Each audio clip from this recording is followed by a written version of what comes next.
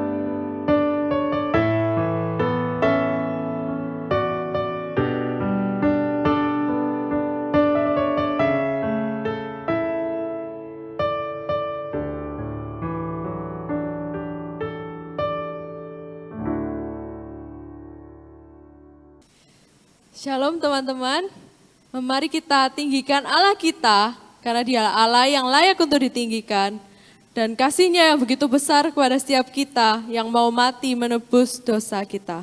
Mari kita pujikan, mulia bagi Allah.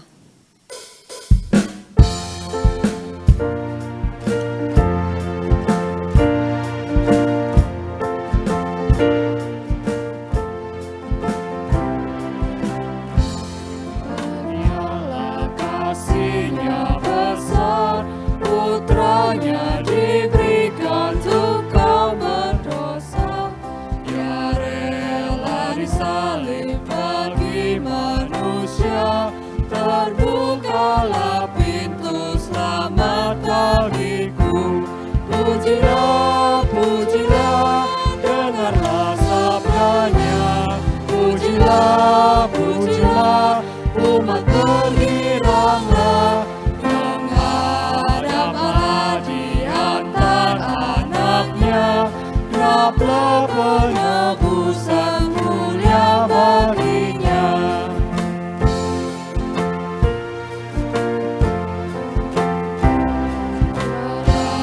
Anaknya jadi penebusan, itu janjinya bagi yang percaya, dan dosaku betapapun besarnya, Dia menghapus dan membasuh semuanya. Pujilah, pujilah, dengarlah sabdanya. Pujilah, pujilah, umat bergiranglah, menghadap Allah di antara anaknya, dapatlah penebusan mulia baginya. Dia mengajarkanku kebenarannya, sungguh senangku di dalam putranya, amat sukacita tiada bandingnya, ketika aku melihat wajahnya. Pujilah, pujilah, dengarlah sabdanya. Pujilah, pujilah, umat bergiranglah, menghadap Allah di antara anaknya, dapatlah penebusan mulia baginya. Pujilah, pujilah, dengarlah sabdanya. Pujilah, pujilah, umat bergiranglah, menghadap Allah di antara anaknya, dapatlah penebusan mulia baginya. Mari kita berdoa. Bapa kami kami yang di surga, terima kasih Tuhan atas kesempatan kami boleh sekali lagi datang ke hadirat-Mu untuk beribadah kepadamu Tuhan. Kiranya Engkau yang menyucikan hati setiap kami, sehingga kami boleh layak untuk datang, untuk beribadah, untuk menyembah Engkau Tuhan. Persiapkan hati kami Tuhan, pimpin dan sertai kami. Terima kasih Tuhan, dalam nama Tuhan Yesus kami sudah berdoa, amin. Tuhan begitu mengasihi kita, Dia mau mati dan menebus dosa kita, tapi Tuhan juga setia dan adil. Dia mengasihi kita, tapi kita juga harus hidup seturut dengan firman Tuhan, dan gak mau lagi hidup sesuai dengan aturan dunia. Pilihanku.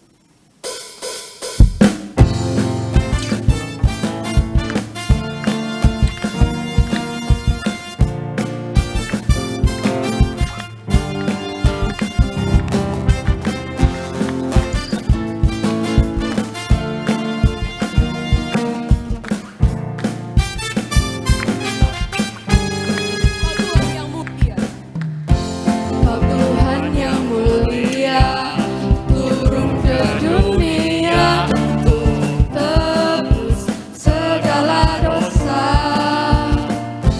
Kau beri keselamatan, beri kesempatan, kasih-Mu melupakan. Jika ku akui semua dosaku, maka Kau adalah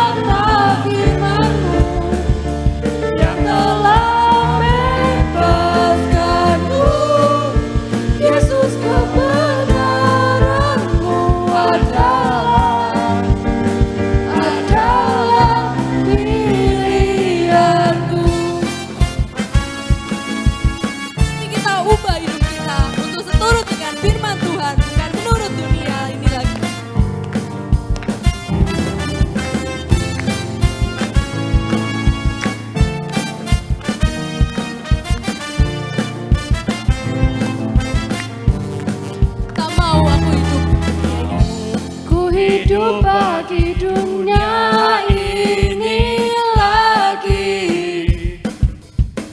Tak ingin kompromi, tak ingin lakukan hal yang dapat dukakan hatimu.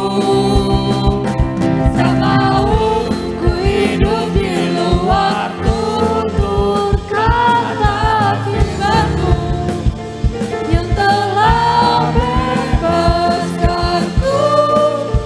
Yesus, kebenaran-Mu adalah pilihanku.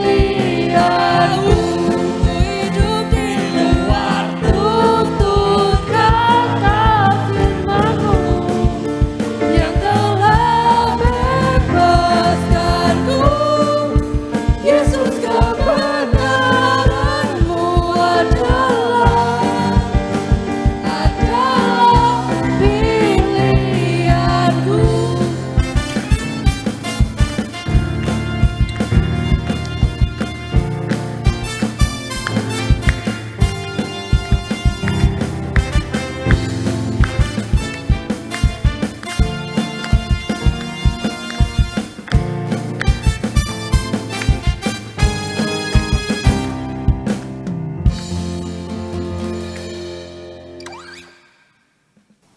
Ya, selamat pagi teman-teman yang ada di rumah. Perkenalkan, saya Miss Fitri. Saya guru BP di sekolah ini. Nah, hari ini saya mau open registration, buka pendaftaran. Saya berharap teman-teman di rumah akan tertarik untuk mendaftarkan suatu sekolah kehidupan yang masternya sangat luar biasa.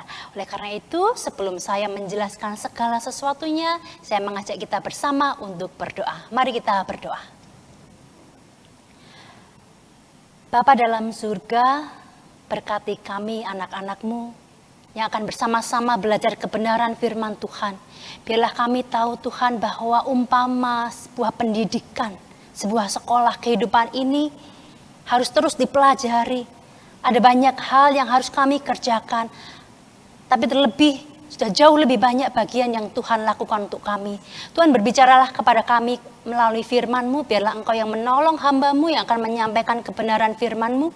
Juga anak-anak-Mu di rumah berkatilah supaya apa yang disampaikan sungguh menjadi berkat. Dan kami boleh bersama-sama bertumbuh di dalam Tuhan dan terlebih menjadi murid Kristus. Terima kasih Tuhan. Hanya di dalam nama Tuhan Yesus kami berdoa dan mengucap syukur. Amin. Ya, teman-teman di rumah, mari sebelum saya menjelaskan lebih lanjut tentang registration ini, kita akan bersama-sama membuka Alkitab kita dari Lukas, pasal yang ke-9. Lukas pasal yang ke-9, ayat yang ke-22 sampai ayat yang ke-27.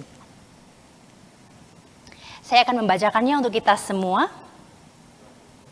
Pemberitahuan pertama tentang penderitaan Yesus dan syarat-syarat mengikut Dia.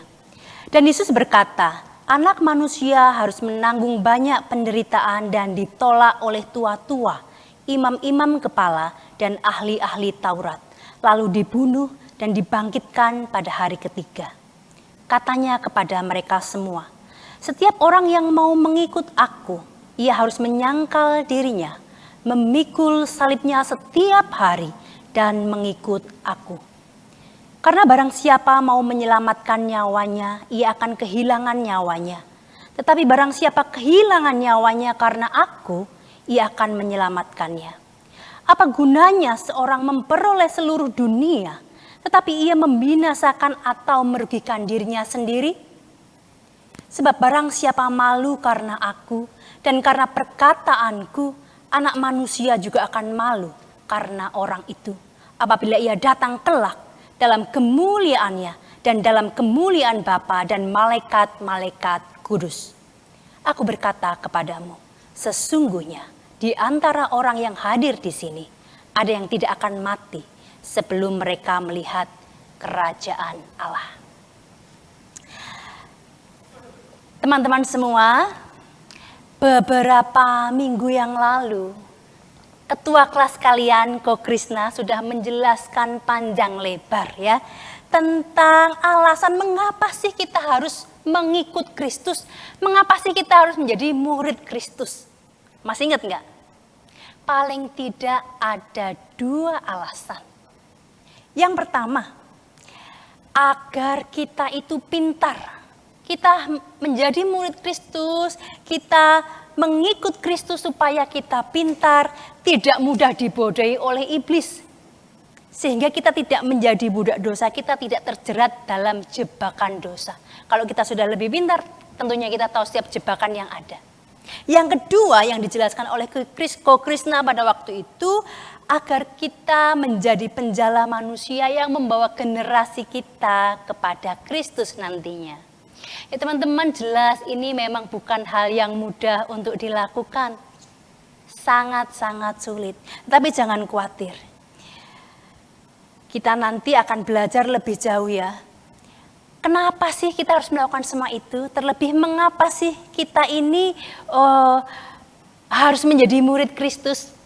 Ya, kita pertama-tama harus mendaftar register. Makanya registrasi hari ini dibuka untuk teman-teman semua ya.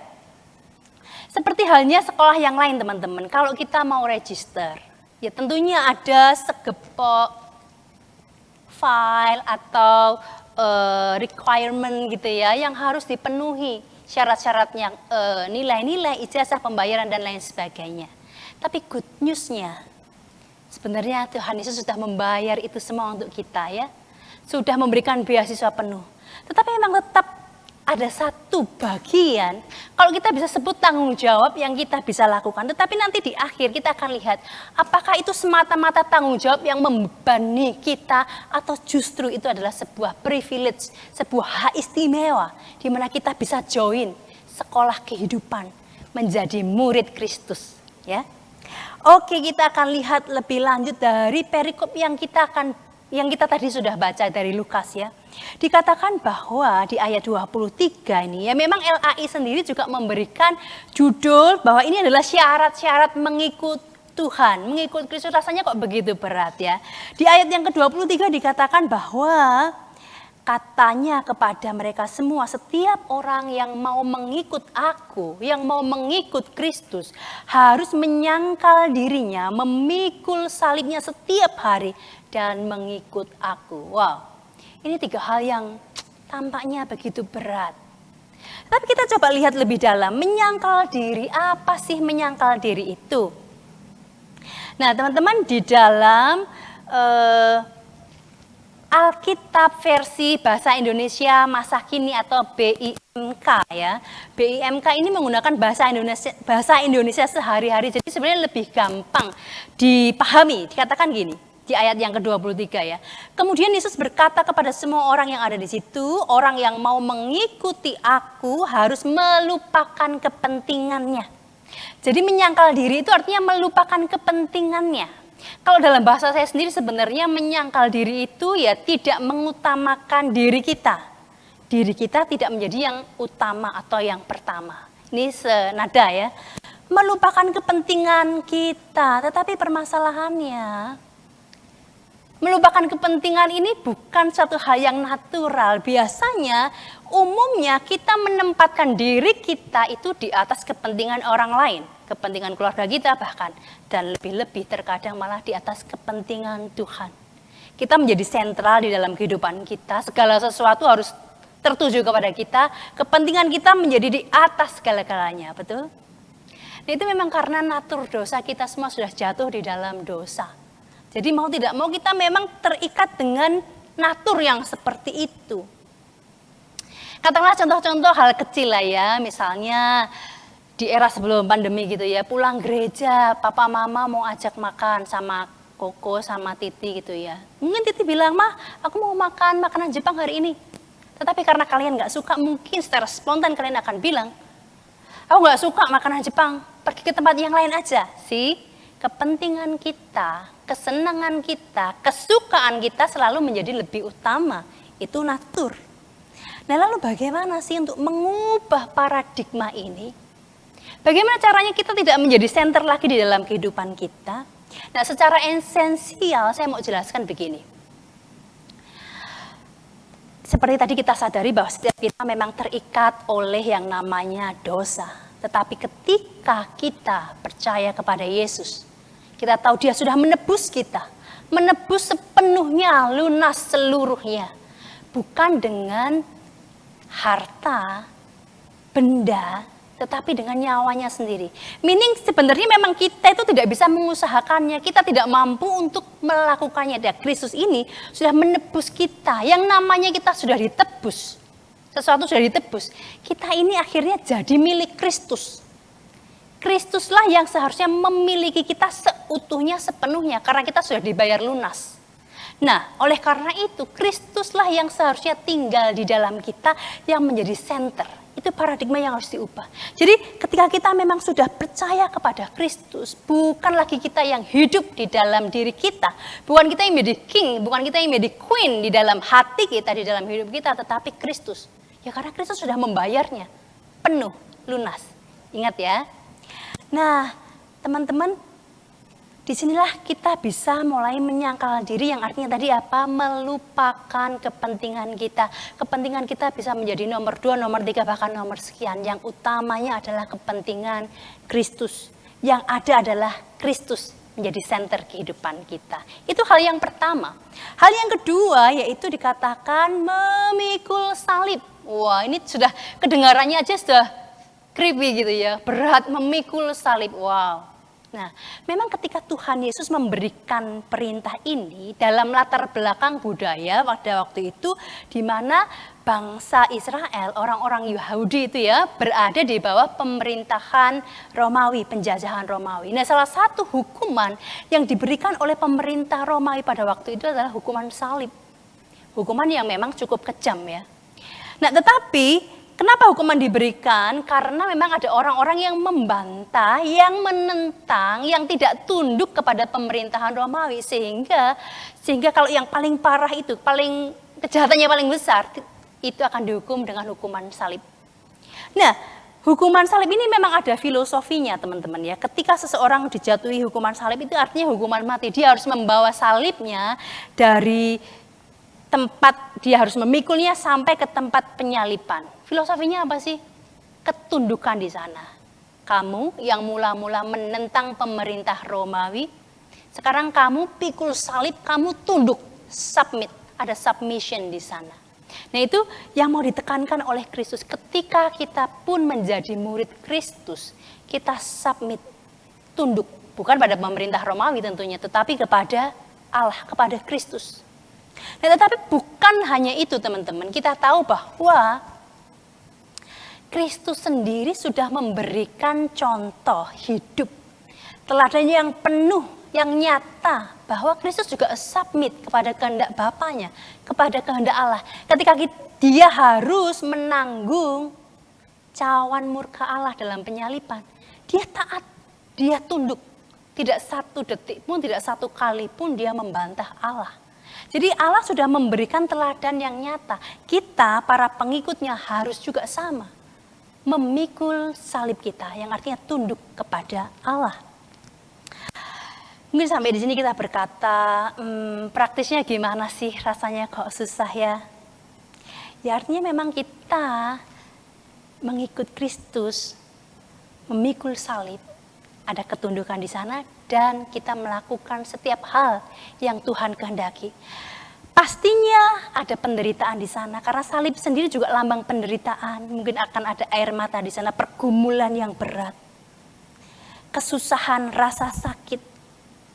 Nah, sekali lagi teman-teman, memang kenyataannya default setting kita ini menolak yang namanya sakit, menolak yang namanya air mata, yang namanya kesusahan. Itu kita rasanya kalau bisa jauh-jauh deh, ya kan? Kita maunya yang enak, yang nyaman.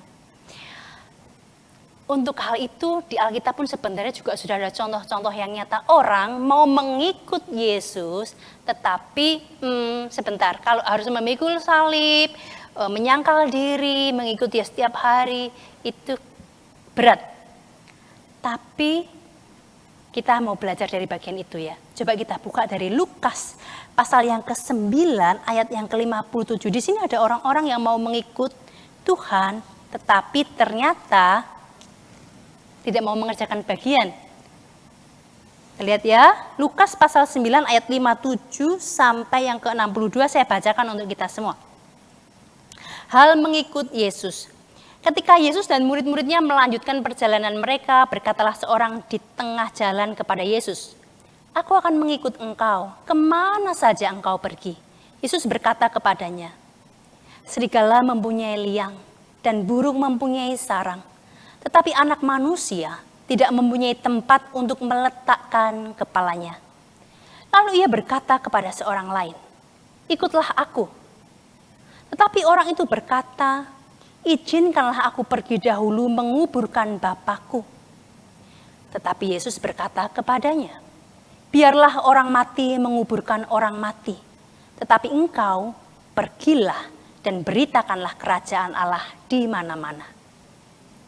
Dan seorang lagi berkata, "Aku akan mengikut engkau Tuhan, tetapi izinkanlah aku pamitan dahulu dengan keluargaku." Tetapi Yesus berkata, setiap orang yang siap untuk membaca, tetapi menoleh ke belakang, tidak layak untuk kerajaan Allah. Teman-teman, mungkin ketika membaca bagian ini kita kurang ngerti ya. Kok bisa sih? Mau nguburin bapaknya dulu, masa enggak boleh baru ikut Yesus? Terus mau pamitan dulu ke keluarganya, masa enggak boleh sih? Nah, untuk memahami itu memang kita harus tahu sedikit konteksnya lah ya. Ketika orang itu mengatakan, "Aku mau nguburin papaku dulu ya," itu tidak berarti bahwa papanya pada waktu itu sedang meninggal dan dia mau menguburkan papanya, bukan seperti itu. Artinya adalah, "Aku mau ikut engkau Tuhan, tapi nanti dulu. Nanti ya, kalau papaku sudah meninggal, meaning kewajibanku sudah selesai di keluarga, baru aku mengikut engkau. Yang lain lagi, aku pamitan dulu lah ya, minta izin dulu pada keluarga." Sama, itu artinya nanti Tuhan. Di sini kita bisa melihat bahwa mengikut Tuhan bukanlah prioritas mereka, bukan top priority, tapi sesuatu yang nanti. Kalau kita ingat ada kuadran kebutuhan gitu ya, ada yang important, not important, urgent, not urgent. Mengikut Tuhan itu mungkin jadi not important atau not urgent, bisa nanti lah. Nah, itu tidak Tuhan inginkan. Karena ketika mengikut Tuhan, menjadi murid Kristus, yang diperlukan adalah totalitas, sepenuhnya. Tuhan tidak mau setengah-setengah, teman-teman. Kalau mau ikut, ikut sepenuhnya. Tuhan menjadi sentral, menjadi utama. Nah, makanya teman-teman, kadang-kadang itu saya merasa begitu sedih sekali ya. Ketika hal-hal yang berkaitan dengan menjadi murid Yesus, berkaitan dengan hal-hal rohani, pertumbuhan rohani, itu seringkali ditempatkan di level yang paling bawah. Ya, atau mungkin sedang-sedang. Misalnya nih, besok aku mau ujian yang sangat penting, menentukan kelulusanku. So, hari ini aku mau belajar dari pagi sampai malam non-stop. Bahkan makan pun mungkin di tempat belajar. Karena ini penting, aku mau dapat nilai yang terbaik dengan hasil yang maksimal, yang memuaskan. Saya bilang itu bukan hal yang buruk, itu hal yang baik, saya setuju. Tetapi kalau misalnya pilihannya adalah seperti ini, oleh karena itu, karena aku mau ngejar ini, untuk saat teduh, ya nanti-nanti aja lah, besok kan masih bisa. Masih ada beberapa hari ke depan kan. Terus ini hari Minggu sih, hujannya hari Senin. Untuk ibadah online ya nantilah, kan setiap minggu ada. Jadi bisa minggu depan, kalau ujian ini cuma 1 kali kok. Jadi aku harus full. Walaupun padahal ibadah itu cuma 1 jam atau 1,5 jam. Ketika melihat hal seperti ini, saya itu kadang merasa sedih. Lebih mengutamakan studi di atas semuanya. Bahkan hal menyembah Tuhan, beribadah itu jadi hal yang jauh di bawah. Les lebih penting. Saya tidak katakan bahwa belajar dengan sungguh-sungguh, les dengan semangat, itu bukan hal yang tidak penting. Tidak, itu hal yang penting. Tetapi mengikut Kristus, menjadi muridnya jelas jauh lebih penting. Itu hal yang terpenting. Nah, kadang kesalahan kita itu menempatkan yang penting menjadi yang terpenting menjadi kurang penting. Ini menyedihkan teman-teman. Apakah bisa mengikut Kristus seperti itu? Tidak. Nah, teman-teman semua, sampai di sini kita berkata, oke, Baiklah, saya akan belajar mungkin. Menyangkal diri, mengutamakan Kristus, menempatkan yang terpenting menjadi yang terpenting. Tetapi untuk beberapa hal rasanya too much. Rasanya berat nih.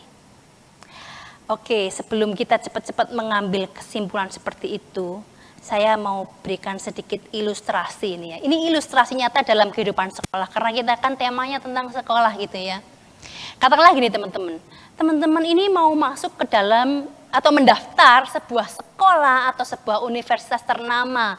Universitas yang begitu keren, bukan hanya keren-kerenan, tetapi karena memang prestasinya luar biasa. Katakanlah di bidang olahraga, tim volinya, tim basketnya, tim futsalnya, semuanya sering kali memenangi kejuaraan. Di bidang organisasi, kepemimpinannya bagus, tiap murid-muridnya ini dididik dengan baik, jadi punya skill organisasi yang bagus. Kemudian di bidang akademis, murid-muridnya ini seringkali memenangkan olimpiade, wah sukses sekali. Di bidang ekstra yang lain mungkin kesenian, paduan suara, vokal, grup alumninya ini seringkali go internasional secara profesional menjadi penyanyi-penyanyi kenamaan. Wah, siapa yang tidak mau sekolah ke tempat yang seperti itu? Nah, ketika kita mau mendaftar sekolah atau universitas semacam itu, saya yakin di benak teman-teman tidak ada yang terpikir gini, ketika aku masuk ke sekolah itu, ketika aku kuliah di tempat itu, aku akan santai-santai, aku akan usahanya minimum atau enak-enakan. Tentu saja tidak.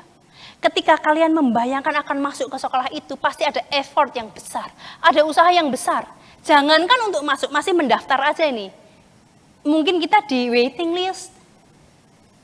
Persaingannya begitu ketat, kalau di sekolah lain katakanlah, nilai 85 sudah jalan lancar. Masuk di sekolah ini mungkin minimum 95. Persaingannya pun ketat. Nah, kalau kita mau masuk sekolah yang begitu baik, kita mau mengupayakan dengan sungguh-sungguh, dengan maksimal, karena kita tahu outputnya, hasilnya pasti juga akan seimbang. Ini berbanding lurus. Ketika sesuatu itu susah, kita tidak give up kan? Karena kita mau achieve itu, mau raih itu. Sama halnya dengan mengikut Kristus. Dikatakan mengikut Kristus itu rasanya susah ya, berat ya. Menyangkal diri, memikul salib, mengikut Dia. Itu memang sesuatu yang berat memang, tetapi hasilnya, outputnya, itu melampaui apa yang kita bisa bayangkan. Coba kita lihat teman-teman ya. Dari Lukas pasal yang ke-18. Pasal yang ke-18 kita lihat di ayat yang ke-28 sampai 30, saya akan bacakan. Petrus berkata, "Kami ini telah meninggalkan segala kepunyaan kami dan mengikut Engkau," kata Yesus kepada mereka. "Aku berkata kepadamu, sesungguhnya setiap orang yang karena kerajaan Allah meninggalkan rumahnya, istrinya atau saudaranya, orang tuanya atau anak-anaknya akan menerima kembali lipat ganda pada masa ini juga. Dan pada zaman yang akan datang ia akan menerima hidup yang kekal." Balasannya setimpal. Dikatakan berlipat kali ganda. Kita boleh mengorbankan banyak hal, meninggalkan banyak hal. Tetapi itu tidak hanya seimbang, tapi outputnya melampaui dari yang kita bisa bayangkan. Jadi ini worth it gitu ya. Nah teman-teman, sayangnya kita ini terjebak pada pemikiran dunia yang menganggap bahwa mengikut Kristus, menjadi muridnya itu hal-hal yang sangat tidak signifikan, memberatkan saja, menyusahkan saja. Alkitab katakan itu adalah suatu ironi kehidupan. Karena dikatakan apa? Di ayat yang ke-24 di pasal yang ke-9 tadi dikatakan,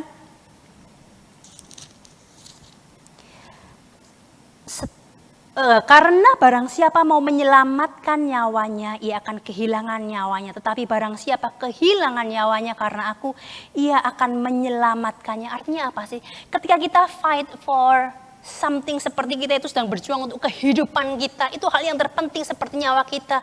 Kita mengupayakannya sedemikian rupa, ternyata kita kehilangan nyawa kita, hidup kita, diri kita. Sesuatu yang jauh lebih penting. Ini suatu ironi. Bahkan di ayat yang ke-25 Tuhan Yesus katakan, apa gunanya seseorang itu memperoleh seluruh dunia tetapi ia membinasakan atau merugikan dirinya sendiri. Saya sebut ini tragic trade-off. Perdagangan yang sangat tragis sebenarnya. Kita memperoleh seluruh dunia dikatakan. Apa saja yang kita bisa bayangkan? Kekayaan, kesuksesan, popularitas, kenyamanan hidup. Apa saja yang kita bisa bayangkan. Kalau kita peroleh semuanya itu, tetapi kita kehilangan nyawa kita. Kita kehilangan hidup kita. Kita kehilangan diri kita. Ini suatu hal yang tragis, teman-teman. Itu tidak seimbang. Saya pernah membaca satu kisah, teman-teman. Di sebuah panti jompo, ada seorang yang sudah lanjut usia. Memang itu kan tempat jompo ya untuk orang-orang yang sudah tua. Seorang bapak, ya katakanlah umur 80 tahun. Wajahnya yang keras, jarang tersenyum. Ya, menunjukkan guratan-guratan kehidupan yang memang cukup pelik dia sudah lewati. Tapi jangan salah, bapak ini adalah seorang yang sukses, seorang yang kaya raya. Segala usahanya berhasil. Tapi kenapa dia bisa berakhir di rumah jompo dengan kepedihan, dengan kesendirian, tidak ada keluarga yang mengunjungi, tidak ada teman. Dia saksikan begini, ketika dia muda, dia mengejar apa yang menjadi cita-citanya, yang menjadi idealismenya dia, menjadi kaya, menjadi sukses, mempunyai banyak perusahaan, itu yang dia kejar. Itu yang menjadi hal yang terpenting di dalam kehidupannya. Ketika dia memperoleh semuanya itu bagus, itu sukses. Tetapi sayangnya dia mengabaikan sesuatu yang jauh lebih penting. Entah itu relasi dengan anaknya, dengan istrinya, sampai istri dan anaknya meninggalkan dia. Jangankan relasi dengan keluarga, terlebih lagi relasi dengan Tuhan itu bukan menjadi prioritas sama sekali. Hidupnya kosong. Ketika dia sudah sampai di tangga tertinggi, ibarat orang naik tangga di atas, sudah sampai di atas. Lalu dia hanya duduk seorang diri, menikmati kekayaannya, tidak juga. Dia berakhir di panti jompo. Sepi, sendiri. Dan sengsara. Itulah gambaran ketika kita ini melakukan tragic trade-off. Kita menukarkan segala sesuatunya demi impian yang kita capai. Tetapi kita mengabaikan yang terpenting. Oleh karena teman-teman saat ini, saya mengajak kita untuk memikirkan secara serius hal ini. Mari saya mengundang kita untuk register menjadi murid Kristus, menjadi pengikutnya. Sebenarnya memang kita tidak ada pilihan lain. Artinya gini, dikatakan di ayat yang selanjutnya di bagian ini teman-teman, di ayat yang ke-26, barang siapa malu karena aku, yaitu karena Tuhan Yesus, dan karena perkataanku, yaitu karena firman-Nya, kelak ketika anak manusia datang dalam segala kemuliaannya, kemuliaan Bapa, dikatakan juga kemuliaan malaikat-malaikat kudus, di dalam segala kemegahannya, kita yang malu untuk mengikut Tuhan, kita sendiri tidak diakui oleh Tuhan. Ini menyedihkan sekali. Teman-teman, saya tidak ingin hal ini terjadi kepada kita. Dengan perspektif yang baru. Di ayat yang ke-22, sebelum Tuhan Yesus memberikan perintah untuk kita ini memikul salib, menyangkal diri, sebenarnya di awal sekali dalam bagian itu Tuhan sudah mengatakan, anak manusia itu harus menanggung banyak penderitaan, ditolak oleh tua-tua, imam-imam kepala dan ahli-ahli Taurat, bahkan dibunuh, tapi kemudian dibangkitkan. Nah, ini artinya apa sih teman-teman? Tuhan itu sebenarnya sudah menanggung itu semua. Nah, kita yang ada di belakangnya, kita yang menjadi pengikutnya, kita yang mengikuti jejaknya saja. Tuhan sudah berdiri di depan, menjadi tameng untuk kita semua. Dia sudah menanggung, membayar lunas seperti tadi saya bilang. Jadi sebenarnya kita tinggal mengikuti path, jejak yang harus diikuti selangkah demi selangkah. Tuhan sudah tanggung, jangan bilang gini, itu terlalu berat Tuhan. Tuhan sudah tanggung bagi kamu dan bagi aku. Lalu mendaftarlah, ikutlah dia. Sekali lagi, di dalam firman Tuhan di Matius juga dikatakan bahwa kuk sebenarnya yang diberikan oleh Tuhan Yesus adalah kuk yang ringan, yang empuk. Karena kita tidak berjalan sendiri, kita berjalan bersama Tuhan.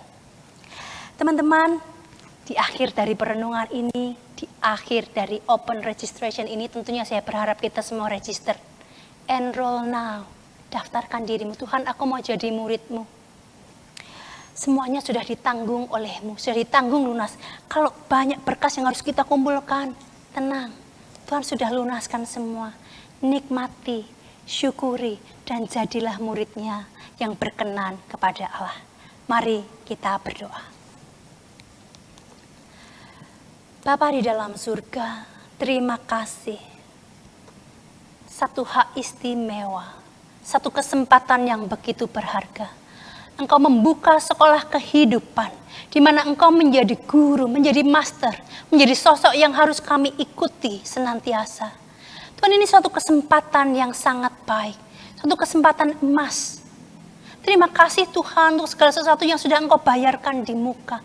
Terima kasih untuk kebaikan-Mu, kemurahan-Mu. Bila saya menikmati ini Tuhan, bila kami sungguh-sungguh mau berjalan bersama Tuhan, mengikuti setiap jejak-Mu, tolong kami Tuhan, kuatkan kami, supaya sungguh kelak Tuhan, pada waktunya kami sudah matang, kami boleh menjadi penjala-penjala manusia, membawa generasi kami kepada Tuhan untuk mengikuti Engkau dengan sungguh.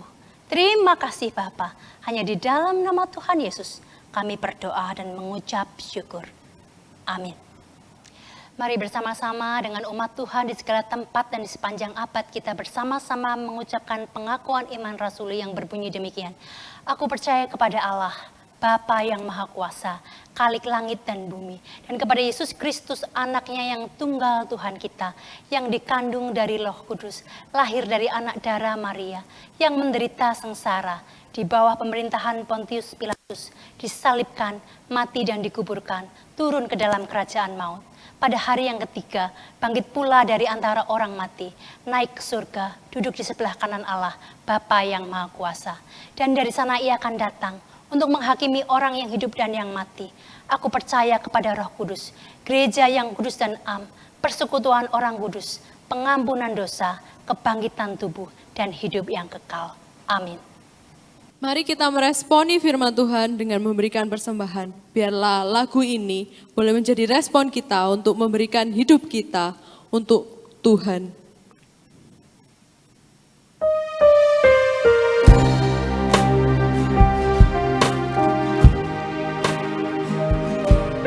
Christ is enough.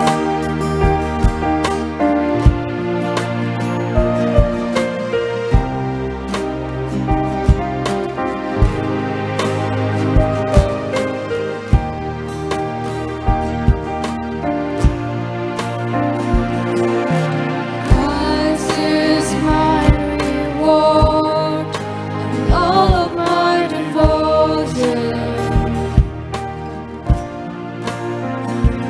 Now there's nothing in this world that can ever satisfy. Through every trial, my soul will sing. No turning back. I've been set free. Christ is enough for me. Christ is enough for me. Christ is enough for me. Everything I need is in you. Everything I need. Christ, my all in all. Christ, my all in all, the joy of my salvation, and this hope will never fail. Heaven is our home. Through every storm, my soul will sing. Jesus is here. To God be the glory. Christ is enough for me.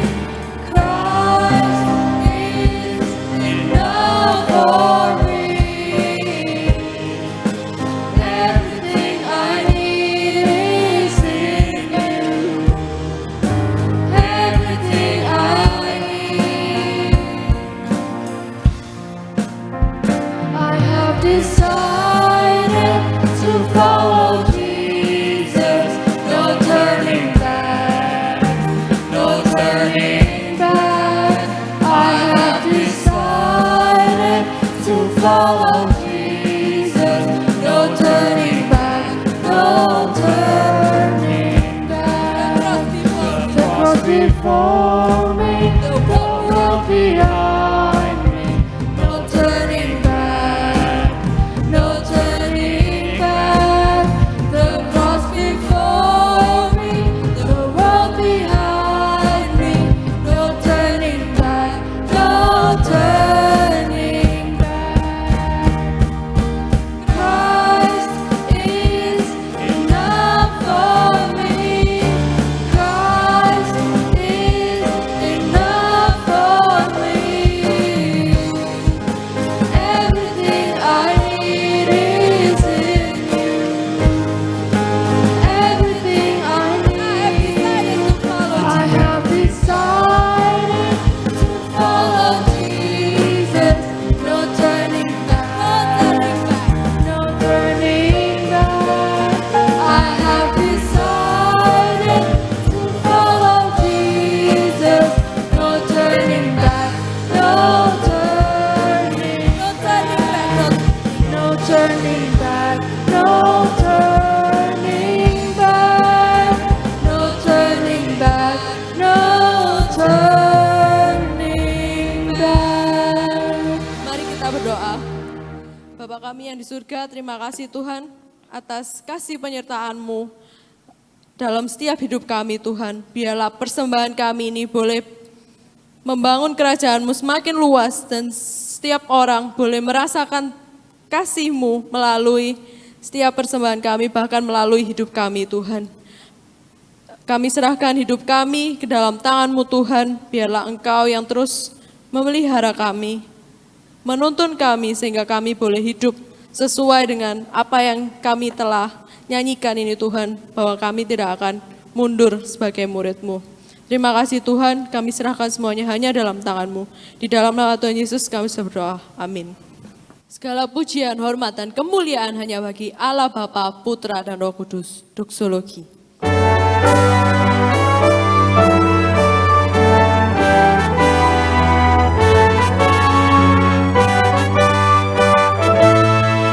Puji Allah Bapa Putra, puji Allah Roh Kudus, ketiganya yang esa berbakat.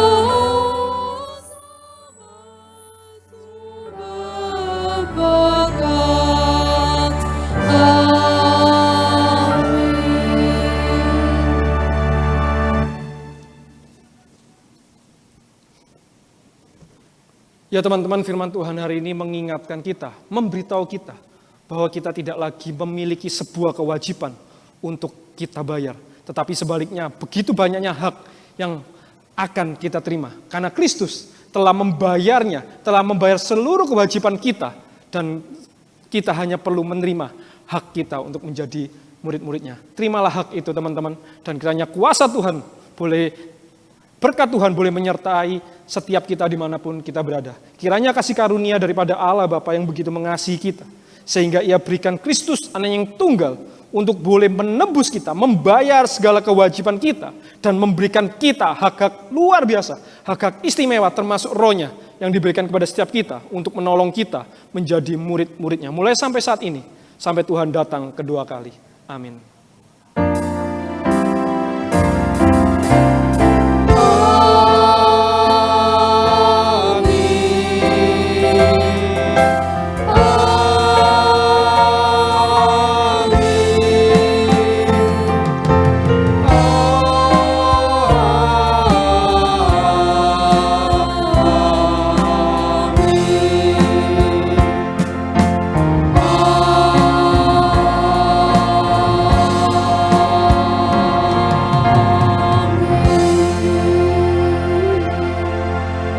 Teman-teman remaja, ibadah minggu kita pada hari ini udah selesai. Ada satu pengumuman yang ingin Ko Krisna sampaikan, bahwa di dalam YouTube ini saya mau mengajak setiap kita untuk bisa berinteraksi. Bagi teman-teman yang memiliki pertanyaan-pertanyaan tentang seputar iman Kristen, teman-teman boleh meninggalkan di dalam kolom komentar, karena kalau kita akan melihat dan kita mungkin akan menjawabnya di dalam khotbah bulan depan mengenai bagaimana kita menjadi murid Kristus atau apapun itu. Supaya kita sungguh boleh benar-benar belajar di dalam momen ini, di dalam ibadah ini, walaupun kita online, kita boleh tetap aktif untuk kita boleh belajar melakukan kebenaran firman Tuhan.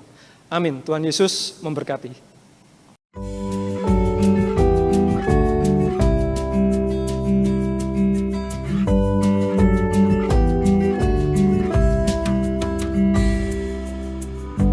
Tuhanlah kekuatan dan mazmurku, Dia gunung batu dan keselamatanku. Hanya padamu hatiku percaya, Kaulah menara dan kota perlindungan.